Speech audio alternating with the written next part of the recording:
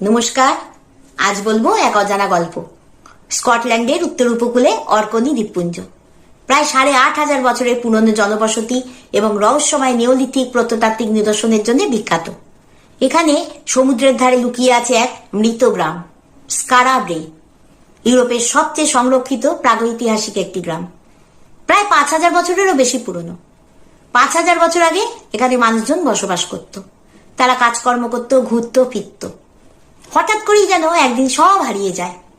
1850 সালের এক ভয়ঙ্কর ঝড়ে বালির স্তর সরে গেলে দেখা যায় সারি সারি সব পাথরের ঘর বাড়ি, যেখানে রয়েছে বিছানা, তারপরে ঘর গেরস্থালি জিনিসপত্র, পাথরের তৈরি আসবাবপত্র, সবকিছু। যেন কিছুক্ষণ আগেই সবাই এখানে ছিল, এই মাত্র কোথাও গেছে। সবকিছু ছিল একদম ঠিকঠাক। কোথায় সেই মানুষজন? কোথাও কিন্তু কোনো মানুষজনের চিহ্ন নেই, নেই কোনো কঙ্কালও।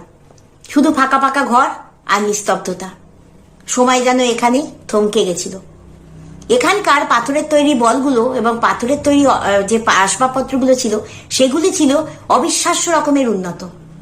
শতাব্দীর পর শতাব্দী বালির নিচে চাপা পড়ে থাকা এই গ্রাম আজও এক অজানা বিপর্যয়ের নিঃশব্দ আতঙ্ক ছড়িয়ে দেয়। এখানকার রহস্যময় এবং প্রাচীন পরিবেশ আজও পর্যটকদের আকর্ষণ করে। এরকমই যদি গল্প শুনতে চান, অবশ্যই আমার সাথে থাকবেন। সকলে খুব ভালো থাকবেন। নমস্কার।